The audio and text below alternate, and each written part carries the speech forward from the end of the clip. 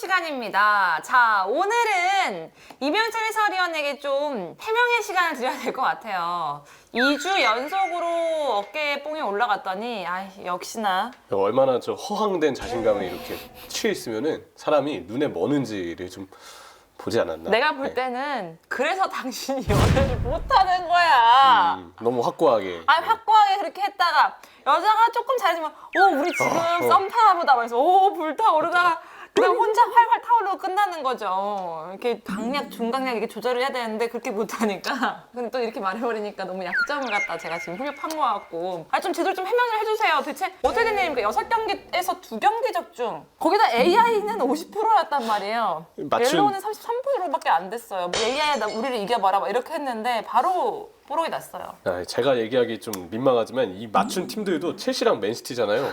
누가 이걸 못 맞출까? 이거 보면서 이렇게 지금 이렇게 적나라하게 이렇게 나와 있거든요. 이 표가 제 눈앞에 제 지난주에 행적이 여기 다 담겨 있어요. 그러니까요. 되게 민망하고요. 해설자는 분석을 잘하면 됐지. 역시 예측은 좀 밖의 일이구나. 이런 생각을 많이 하게 되네요. 제가 생각하기에 그런 것 같아요. 항상 보면은 전문가들보다 제가 좀 잘 맞추고 막 이런 것처럼 너무 전문적이고 너무 박학다식하면 그 경기에 본인이 말리는 거지. 그렇죠. 네, 저는 이 얘기를 누군가가 해주시길 바랬어요. 네. 그래서 저도 떳떳하게 얘기하자면 역시 이게 너무 예측을 어떻게든 맞추려고 하다 보니까 신경을 안 써도 되는 내용들을 막 신경 쓰다가 그렇죠. 산으로 가는 약간 그런 느낌이 들어요. 이 승부 예측은 정말 누구도 알 수 없고 그 며느리도 알 수 없다는 게 승부 예측이기 때문에 그럼 오늘 좀 어떤 컨셉으로 가고 싶으세요? 오늘뿐만이 아니고요. 이제 장기적으로 길게 봤을 때 성장기. 지금은 이렇게 너무 많은 걸 신경 쓰면서 좀 놓치고 실패하는 약간 그런 모습이지만 차근차근 예측은 또 이렇게 준비를 하면 되는구나라고 성장하는 모습을 보여드리고 싶고 많이 문의를 주신 게 리버풀 아스날 이거 아스날 승리 일부러 찍은 거 아니냐고 하셨는데 그건 절대 아니고요. 그냥 지난주에 저까지는 예측을 진짜 엄청 못했다. 박 아스널님한테 혼나셨다고 들었습니다. 많이 혼났죠. 네. 그렇게까지 또 네. 이렇게 역내말로 해가지고 그렇죠. 그렇게 리버풀 승리를 하고 싶었냐? 라고 하셨어요. 네, 하셨는데 생각하는 의자에 앉고 좀 반성을 하고 그리고 왔습니다. 많이 배우고 왔습니다. 그 전에 옐로우를 들어가기 전에 여러분들께 좀 해드리고 싶은 말이 있습니다. 저희가 상품을 걸었잖아요. 이렇게 2021-2022 프리미어리그 가이드북을 드린다고 했는데 그래서 댓글을 달아달라고 했더니 역시나 시청자 여러분들은 저희보다 나았어요. 근데 승률이 확실히 만만치 않은 것 같아요. 네, 적중률이. 지금 5개 적중하신 딱 한 분이 계세요. 근데 어떻게 보면은 5개를 적중하신 분이 옐로우를 저랑 했을 때는 그 시청자 맞춰봐 그거 했을 때는 막 올킬 나오신 분들 되게 많았고 5개 맞추시면 되게 많았고 이랬거든요. 그만큼 우리가 경기가 굉장히 어려웠다. 그쵸. 라는 거를 또 반증하는 것 같기도 맞아요. 해요. 누군가가 이 얘기를 해주시길 바랬어요. 오늘 참 내가 많이 실드 쳐준다 진짜. 자, 5개 적중한 정영민님 축하드립니다. 와, 이분은 혼자 5개를 맞추셨기 때문에 무조건 이 프리미어리그 가이드북을 드리도록 하겠고요. 축하드려요. 자, 그리고 4개 적중한 분이 4분이 계십니다. 읽어주세요. 김유암님 그리고 유일하게 이 4분 중에 수원FC 승리를 맞추신 분인데 대단하신 분이에요. 윤성용님 네. K리그 1을 예측하시는 능력이 뛰어나셨고 그리고 김백건님, 장순종님 이렇게 4분이 4개나 맞추셨습니다. 네, 수원승을 예측하셨다는 건 정말 어떤 생각에서 예측하신 건지 그것도 좀 궁금하네요. 지난번 맞대결들 어떤 내용들을 좀 보았던 것 같아요. 아마 김도균 감독의 수원FC가 김삼식 감독의 전북보다는 좀 앞서 있을 것이다. 왜 그러시죠? 제가 지금 이제 웃겨. 멘탈적으로 좀 많이 흔들리는 것 같아요, 제가 지금. 이 입지가 이제 불투명하다는 어떤 방증이 아닌가요? 여기저기서 비웃음이 나오고 코웃음이 나오고 웃음을 못 참고 있는데 여러분 그래도 제가 여기 이렇게 자리하고 있는데 예측은 좀 진지하게 해야 되지 않겠습니까? 그러니까요. 자기 못 맞춰놓고 남이 맞춘 거를 분석을 하고 있어. 진짜 웃기다. 아니 여러분들 지금 카메라에서 저만 보이잖아요. 그게 아니라 모든 사람들이 다들 웃고 지금 계셔. 비웃고 있어요. 코로 웃고 있어요. 코로. 저 빼고 표정이 다 밝아요, 지금. 너무 웃기다. 저희가 그럼 2분을 드린다고 했기 때문에 영민님이 혼자서 5개 맞췄기 때문에 드리고요. 이 4분 중에 한 분을 저희가 추첨해가지고 한 권을 드리도록 하겠습니다. 그 주인공은 과연 누가 될지 이 안에 들어있습니다. 네. 자! 하이! 따이! 이것도 이렇게 최대한 랜덤을 위해서. 이거. 그거야. 왔어요. 느낌이 왔어? 두 개나 짚으면 안 되는데. 네. 하나. 하나. 자, 외쳐 주세요. 윤성용. 축하드립니다. 와 이거 추첨하는 거 되게 떨리네요. 네. 이거 피는데 손이 떨려가지고 못할 정도였는데. 윤성룡님한테 이제 책의 기회가 돌아갔고요. 아쉽게도 못하신 분들은 또 다시 이번 옐로우에서 도전을 하시면 되니까 여러분들 많은 도전 부탁드리겠습니다. 오늘도 6경기입니다. 오늘의 컨셉은 확실히 이제는 성장기라고 얘기해 주시니까 분석 많이 하지 말고 네. 좀 느낌대로 가는 걸로 필대로 가는 fair. 걸로 한번 해보도록 하겠습니다. 첫 번째 경기부터 근데 어렵네요.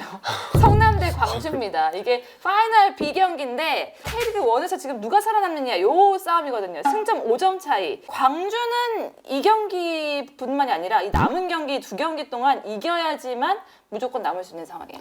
이기지 못하면 사실상 11위, 12위에만 머물 거기 때문에 그렇죠. 광주 입장에서는 무조건 이기겠다는 마음이 클 거고 지금 성남, 강원, 광주 이렇게 하위권 세 팀이잖아요. 성남이 이 세 팀 중에 순위가 제일 높아요. 그래서 성남이 지지만 않으면 우리 그래도 안정권이지 않을까라고 생각할 수 있다는 전제는 깔고 싶어요. 사실 성남이 지금 어떻게 보면 제가 승점을 여러분들께 알려드릴게요. 승점 41점이거든요. 강원보다 2점 앞섰고 광주보다 5점이 앞섰습니다. 그렇기 때문에 광주는 지금 2경기를 모두 이겨야 되고 강원도 근데 한 경기 이기면은 또 성남하고 뒤바뀔 수도 있는 상황이에요. 그렇죠. 성남도 지금 무시할 수가 없는 상황입니다. 근데 성남도 일단 안 지면 어쨌든 강원과 광주의 분위기를 생각했을 때 안 지고 2경기를 다 비기거나 뭐 승점을 따는 방향으로 간다면 괜찮겠지라는 생각을 할 것 같아요. 근데 강원은 변수가 있죠 또. 최용수 감독이 이번에 세웠기 그렇죠. 때문에 선수들의 각성이 지금 막 있지 않을까 뭐 이런 부분도 예상을 해볼 수가 있습니다. 맞아요. 감독이 바뀌면 그 다음 경기를 잘하느냐 못하느냐 확실히 분위기가 달라질 수가 있거든요. 근데 지금 보면 성남이 골이 좀 없어요. 그렇죠. 최근에 일단 2경기 동안 성남이 지금 승리가 없었고 김민혁 선수가 이 정말 좋은 활약을 보이면서 울산, 포항 동해안 팀들 상대로 2연승을 거둘 때까지는 좋았지만 김민혁 선수가 부상으로 빠지니까 인천전 무승부, 서울전은 무려 0대3패 이러면서 성남의 분위기가 약간 떨어져 있죠.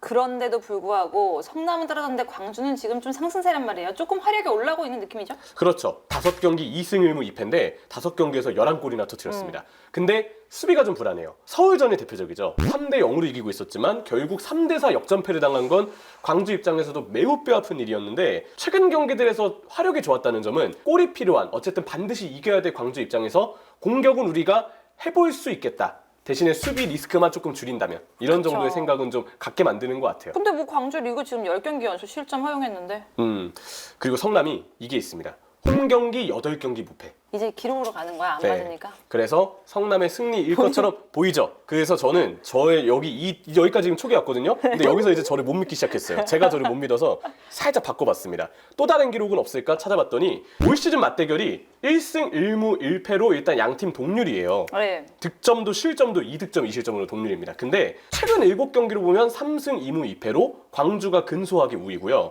제가 볼 땐 처음에 제가 말씀드린 성남이 일단 패배만 하지 말자라는 생각이 경기 전에 조금 더 강할 수 있다. 상대적으로 광주는 무조건 이겨야 하기 때문에 어떻게든 공격으로 덤빈다라는 생각을 할 텐데 그런 광주의 공격을 맞섰을 때 성남은 일단 실점하지 말고 최대한 우리가 지지 않는 방향으로 경기를 끌고 가면 적어도 광주나 강원한테 순위가 뒤집히지 않을 것이다. 이런 생각을 우선할 수 있을 것 같아요. 근데 좀 그래요.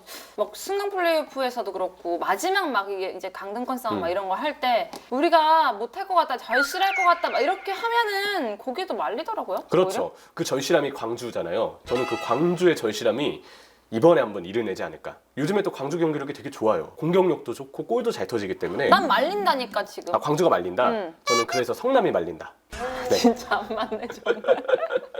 저는 진짜 광주를 믿어보고 싶어요. 요즘에 광주 공격하는 거 보면 진짜 막 엄청 잘해요, 진짜. 근데 나 왜 자꾸 이렇게 연애 패턴이 자꾸 생각나지 이상하게? 저 좀 되게 이렇게 남자가 확 끌면은 막 이렇게 끌려가는 스타일이거든요. 근데 이쪽이 너무 끌어 지금. 그래갖고 줄다리기를 하듯이 끌고 있어요. 거의 당기기만 해 이쪽은. 그래갖고 이쪽은 연애를 못하는 것 같고 나는 맨날 끌어다니는 연애를 하는 것 같은데. 밧줄만 잡아당기고 있어요. 참 이거 어떻게 될지 모르겠습니다. 그래요. 광주 승으로 가요. 성장기 보자고요. 뭐 어차피 이제 이명철 판인 것 같은데 한번 해보도록 하겠습니다. 광주 승! 광주 승! 가보도록 할게요.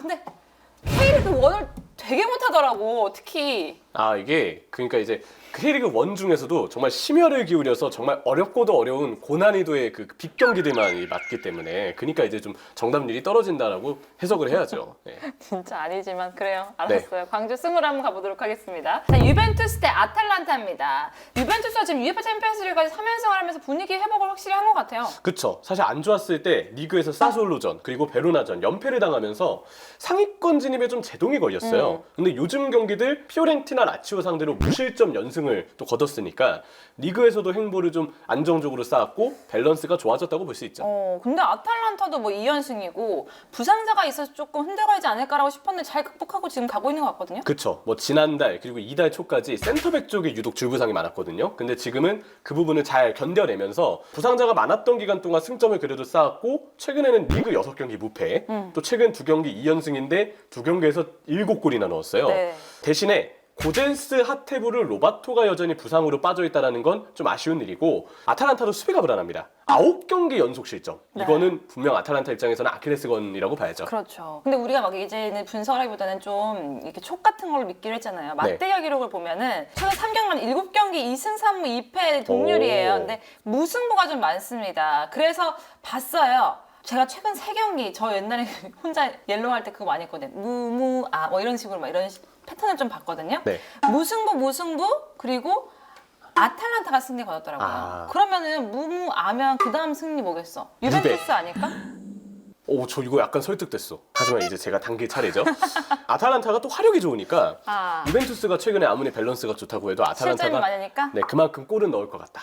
이런 생각은 들거든요. 제가 K리그 1 아까 성남 광주 경기는 광주승을 예측했잖아요. 그건 진짜 촉이 왔으니까. 근데 이 경기는 예상하면서도 아탈란타가 진짜 중요할 때 유벤투스를 막 잡긴 했는데 그렇다고 해서 유벤투스가 아예 승리를 아탈란타한테 못 걸었던 건 아니니까 네. 되게 고민이 좀 많이 되긴 해요. 그리고 기존 옐로우의 전통 무무아 이러면 이제 유벤투스다라고 예측하셨던 근데 또 나 또 설득당했어. 무무아 이렇게 돼서 유벤일 수도 있지만 무무 유벤일 수도 있어. 아 무무아 무무 비트 어떤 걸까? 아 저는 이거는 순주마님의 선택에 맡겠습니다. 아 그래요? 네. 웬일이에요? 아 한 번을 맡겨야죠. 무무아 했으니까 유벤? 네. 알겠습니다. 이렇게 가보죠. 유베. 유벤투스 승리 유벤투스. 가보도록 하겠습니다. 네. 자 이제 브렌트포드 대 에버튼입니다. 이 두 팀을 딱 한마디로 말하자면 흐름이 좋지 않다. 그렇죠. 이렇게 얘기할 수 있어요. 브렌트포드가 초반 리그 7경기 3승 3무 1패였고 근데 최근 5경기는 1무 4패로 무승입니다. 에버튼도 똑같아요. 네. 에버튼도 초반 리그 6경기 4승 1무 1패였다가 최근 6경기 2무 4패로 무승입니다.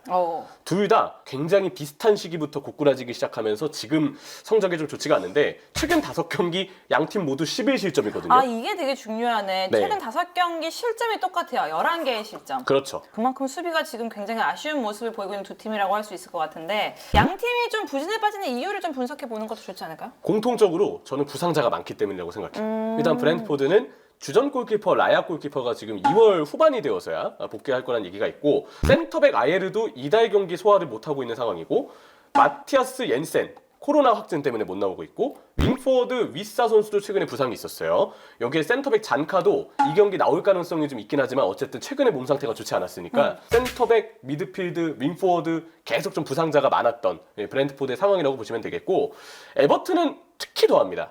센터백 예림이나 11월 후반까지 부상, 홀게이트 토트넘전 퇴장 때문에 징계로 못 나오고요. 중앙 미드필드의 핵심 두쿨에 12월 초가 되어서야 돌아오고 앙드레 고메스도 이달 말이 되어서야 돌아오고 네. 요긴하게 쓰였던 톰 데이비스도 12월 중순에 돌아오는 데다가 칼버트 루인도 다음 달 중순에 되어서 돌아오고 더마레이 그레이는 지난 맨시티전에 부상을 당하면서 그레이 역시도 이 경기 출전이 불투명한 상황이죠. 지금 브렌트포드랑 지금 에버튼 둘 다 지금 수비가 굉장히 안 좋잖아요. 그쵸. 근데 에버튼도 좀 공격까지 조금 문제가 좀 많이 보여지는 걸로 제가 알고 있거든요. 브렌트포드는 정말 수비가 불안해요. 윙백의 뒷공간이 좀 노출되는 거랑 수비의 잔실수가 나오는 거. 근데 에버튼은 수비보다 먼저 신경 써야 되는 게 공격이라고 생각합니다. 맨시티전 3실점은 뭐 그럴 수 있는데 경기력을 보면 확실히 수비를 최대한 잘하기 위해서 간격 좁히는 모습은 에버튼이 많이 보여줬어요. 근데 공격을 할 때 문제가 뭐냐면 박스 안으로 볼을 투입하지 않습니다. 원톱 공격수의 최근에 히샬리송이 칼버트 레인을 대신해서 나오고 있는데 이쪽으로는 패스가 아예 가지 않고 계속 좌우 측면에서 연계 그러다 결국 타운샌드의 한방 부상당하기 전까지 더마레이 그레이의 한 방, 이 두 가지에만 의존하는 축구를 보여줬어요. 또 측면에서 아무리 잘 풀어도 크로스를 올리면 칼버트 르인이면 크로스를 받을 수 있겠지만 히샬리송은 헤더 짧다는 것에 막 장점 있는 선수가 아니니까 크로스 나가봐야 소득이 없거든요. 그래서 중앙 활용이 안 되고 공격수가 고립되고 세부 전술 부재, 여기에 아까 얘기드린 부상자의 발생까지 에버튼은 저는 수비보단 공격이 더 문제라고 생각합니다. 그래서 브랜트포드 승? 제가 그리고 맞대결 기록까지 찾아봤거든요. 40년대 맞대결 기록까지 봤어요. 40년대? 왜냐면 브랜트포드가 마지막 1부 리그에 있었던 때가 40년대였거든요. 근데 그때까지 해서 보니까 맞대결 4경기 무패를 브랜트포드가 가지고 있더라고요.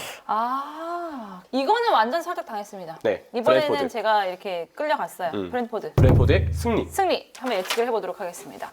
자, 다음 경기입니다. 레스터 대 와포드입니다. 12위와 16위의 만남인데 아니 이거 진짜 레스터가 16위일 거라고 예상했었어요? 와포드하고 순위가 4개밖에 차이가 네. 안 나요. 레스터가 지금 리그 3경기 무승입니다. 네. 직전 첼시전에도 너무 무기력하게 0대3으로 패했고 여기에 주중 유로파 리그까지 뛰어야 돼요. 지금 유로파 리그도 나폴리, 레기아 바르샤바한테 밀려서 조 3이기 때문에 리그 집중할 새가 없습니다. 바르샤바전에 총력을 다해야 되는데 그러면 주말 경기 와포드전은 또 체력적으로 문제가 있을 수 있고 여기에 로저스가 최근에 맨체스터 유나이티드 부임설이 좀 나오면서 아마 팀 내외적으로 좀 뒤숭숭할 거예요. 우리 감독님 이러다 진짜 나가는 거 아니냐, 아니면 일각에서는 제발 나가야 한다 뭐 이렇게 얘기하는 시선도 있을 수 있고 되게 흔들림이 많은 상태고 레스터 시티가 어느덧 프리미어리그 20개 팀 중에 팀 실점이 3번째로 많은 팀이 됐습니다. 말도 분위기가 안 돼. 매우 좋지 않죠. 그런데 뭐 와포드 같은 경우에는 직전에 또 맨유 상대로 좀 확실하게 좀 자신감을 올렸잖아요. 네, 4대1이었고 골을 넣은 선수들이 조슈아 킹, 사르, 이스마일라 사르, 여기에 엠마누엘 데니스까지 이제 부상 이후에 좀 컨디션을 끌어올리고 있는 주앙 페드로도 꿀맛을 보면서 꿀맛을 봐야 되는 공격진들이 모두 맨유전을 통해서 터졌어요. 이거는 와포드 입장에서는 분명 좋은 징조라고 볼 수 있죠. 근데 또 맞대결 기록을 보니까 레스터 원정 7경기에서 단 한 번도 이긴 적이 없어요. 무승에 5연패까지 있기 때문에 이런 것도 무시 못한단 말이에요, 맞대결. 그렇죠. 근데 이게 제가 찾아보니까 의외로 해외 도박사들이 레스터 승리 예측을 많이 했어요. 도박사들까지 나왔어요. 네, 이거 배당률 같은 거 있잖아요. 네. 근데 저는 그걸 보고 코웃음을 쳤습니다. 어. 저도 예측과 관련해서는 할 말이 없지만 여기서 레스터 승을 찍는다니, 해외 도박사들도 원투펀치 옐로우에 나오면 검증의 시간에 들어가겠구나. 네, 그리고 내가 살아남겠구나 이 생각이 들어서 자신감이 얻어졌어요. 그들보다 내가 낫다? 네, 저는 레스터 승은 하지 않을 거고요. 근데 와포드도 이 순주마님이 짚어준 레스터 원정 7경기 무승.